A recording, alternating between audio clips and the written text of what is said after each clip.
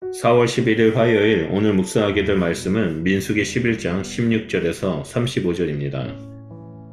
하나님은 모세의 지도력에 대한 불평과 백성들이 고기를 탐하는 불평에 대해 오늘 본문 말씀에서 각각 응답하십니다. 먼저 모세에 대해서 하나님은 70인의 장로를 세우도록 명하십니다. 하나님은 70명의 장로들이 모세를 도와서 그의 짐을 함께 담당할 수 있도록 합니다. 여기서 70이라는 숫자의 상징성으로 볼 때 하나님께서 70 장로를 세우심은 모세에게 가장 적절한 조력자를 세우셨다라는 뜻입니다. 하나님은 모세에게 하셨던 것처럼 그들에게도 하나님의 영이 임하게 하셔서 모세의 짐을 가볍게 하실 것이라고 약속하십니다. 이로써 모세는 홀로 짐을 짊어지고 가야 한다는 부담에서 벗어날 수 있게 되었습니다. 이제 하나님은 이스라엘 백성들의 불평으로 관심을 돌립니다.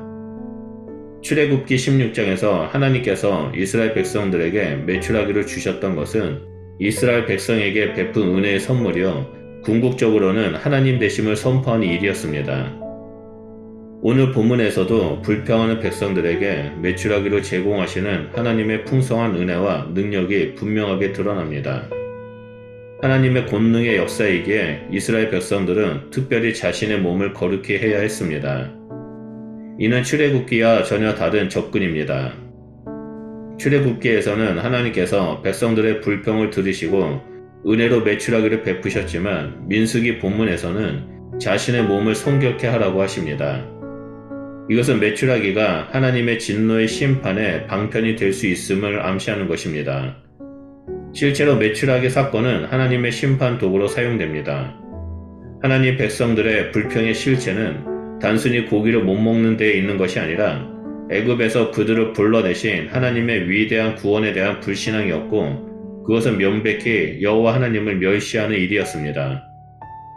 이스라엘 백성은 광야 생활에서 불평하며 출애굽의 위대한 역사를 보여주신 하나님을 거절하고 있는 것입니다. 이에 하나님은 백성들에게 고기를 주시되 냄새조차 싫어할 정도로 고기를 주실 것이라고 말씀하십니다. 이어서 모세는 여호와의 명령에 따라 장로 70인을 선별하여 장막에 둘러 세웁니다. 이때 여호와께서 구름 가운데 임하셔서 하나님의 영이 그들 가운데 임하셨습니다. 모세에게 임했던 하나님의 영이 70인 장로에게 동일하게 임했지만 그들은 하나님의 영이 임했을 때에만 예언을 할 수 있었습니다. 이것은 일시적인 현상일 뿐이었습니다.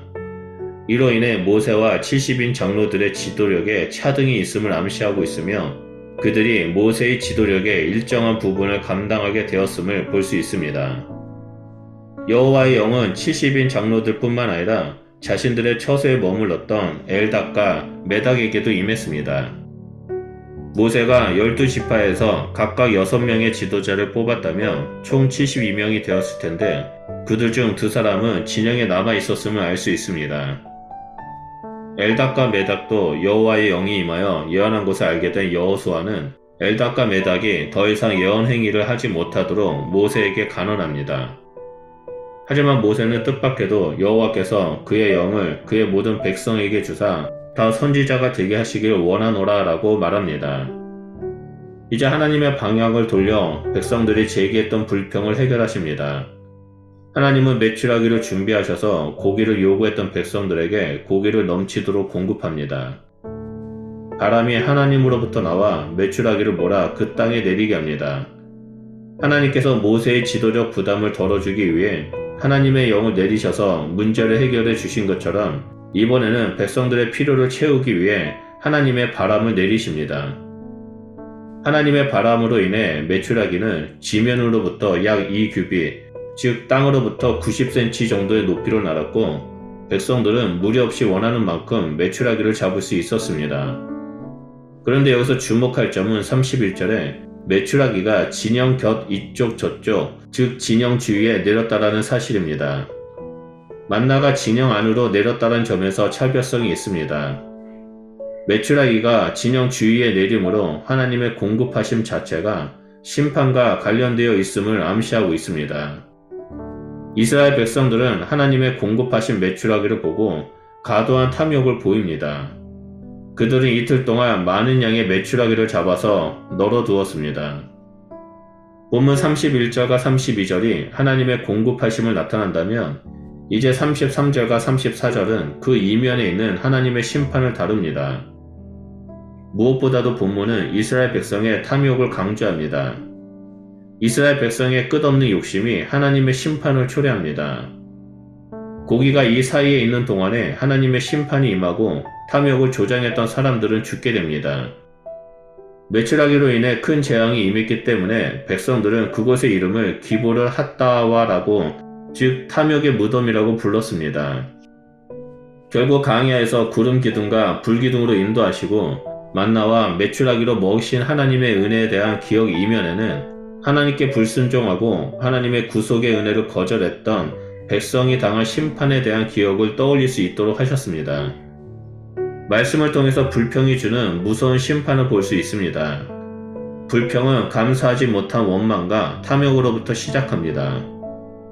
불평과 탐욕의 끝은 하나님의 심판으로 인한 죽음으로 이어집니다.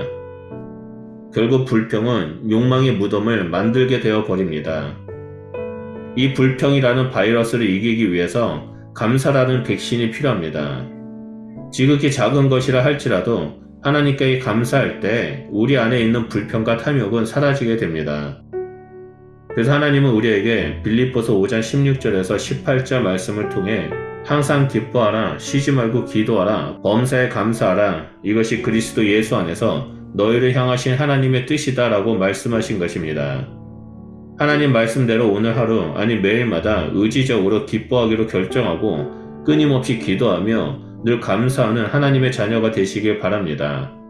그래서 불평과 원망의 바이러스를 제거하고 늘 천국 백성의 삶을 누리는 하나님의 백성이 되시길 우리 주 예수 그리스도의 이름으로 축원드립니다. 기도하겠습니다. 하나님 감사합니다. 말씀을 통해서 불평과 원망의 끝이 심판이라는 것을 알려주셔서 감사드립니다. 우리가 매일의 삶 속에서 늘 하나님 앞에 나아가 기뻐하고 기도하고 감사하기로 결정합니다. 우리가 이렇게 기뻐하고 기도하고 감사의 삶을 살아갈 때 우리의 영혼이 더욱더 풍성하게 하시고 하나님과 늘 동행함으로 말미암아 승리하는 삶, 하나님의 축복을 누리는 삶, 또한 영원한 본향을 향해 나아가는 삶을 살아가는 그리스도인이 될 수 있도록 인도하여 주시옵소서. 그래서 우리의 삶을 통해 우리 주변에 있는 사람들도 하나님 앞에 나와 기뻐하고 기도하고 감사하는 삶을 살아갈 수 있도록 역사하여 주시옵소서. 우리와 늘 함께해 주심을 감사드리며 예수 그리스도의 이름으로 기도드립니다. 아멘.